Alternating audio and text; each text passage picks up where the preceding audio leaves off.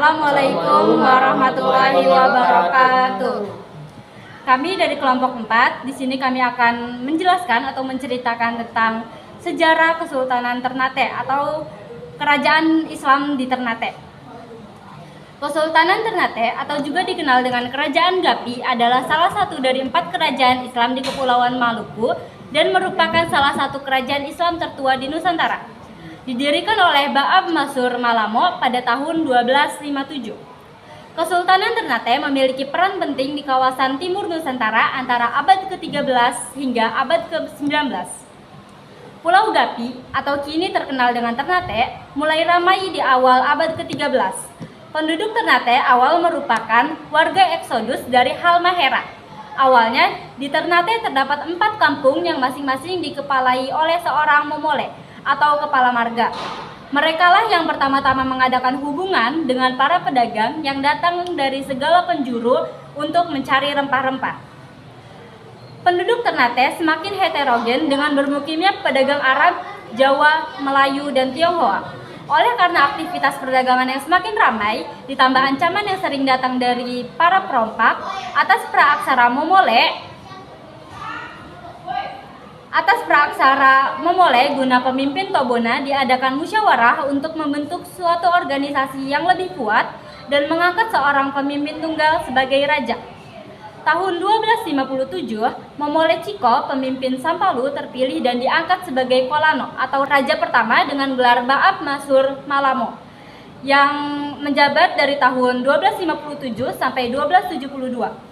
Kerajaan Gapi berpusat di Kampung Ternate yang dalam perkembangan selanjutnya semakin besar dan ramai sehingga oleh penduduk disebut juga sebagai Gamlamo atau belakangan disebut Gamalama. Gamalama sendiri memiliki arti yaitu kampung besar. Semakin besar dan populernya kota Ternate sehingga kemudian orang lebih suka mengatakan kerajaan Ternate daripada kerajaan Gapi. Di bawah pimpinan beberapa generasi penguasa berikutnya, Ternate berkembang dari sebuah kerajaan yang hanya berwilayahkan sebuah pulau kecil menjadi kerajaan yang berpengaruh dan terbesar di bagian timur Indonesia khususnya Maluku.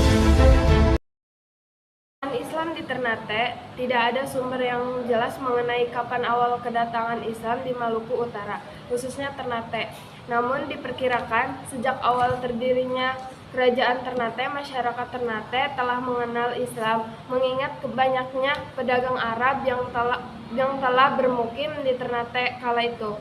Beberapa raja awal Ternate sudah menggunakan nama bernuansa Islam. Kepastian mereka maupun keluarga kerajaan memeluk Islam masih diperdebatkan. Hanya dapat dipastikan bahwa keluarga kerajaan Ternate resmi memeluk Islam pertengahan abad ke-15. Struktur Kesultanan Ternate pada masa-masa awal suku Ternate dipimpin oleh para momole. Setelah membentuk kerajaan, pimpinan dipegang seorang raja yang disebut Kulano.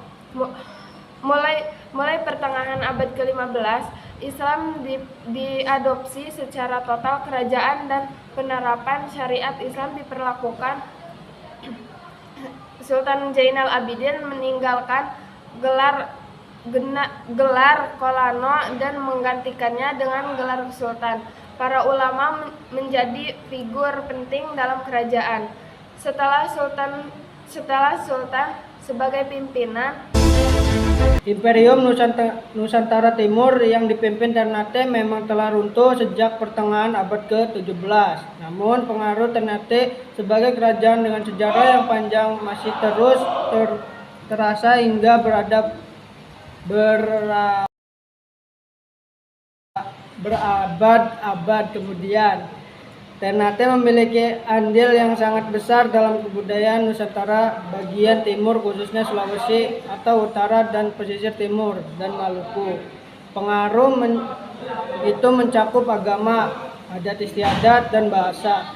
Sebagai kerajaan pertama yang memeluk Islam, Ternate memiliki peran yang besar dalam upaya pengislaman dan pengenalan syariat-syariat Islam di wilayah timur Nusantara dan bagian selat Filipina.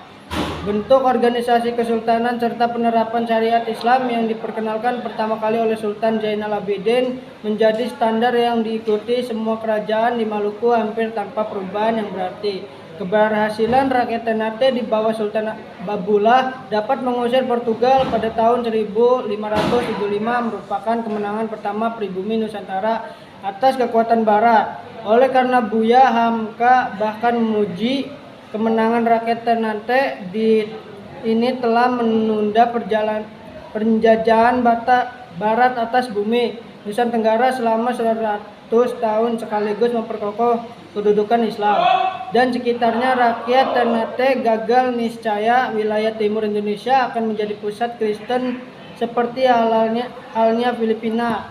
Kedatangan Belanda di Ternate setelah Sultan Babullah meninggal, Ternate mulai melemah. Sekian cerita kami tentang kerajaan Islam di Ternate. Kurang lebihnya mohon maaf.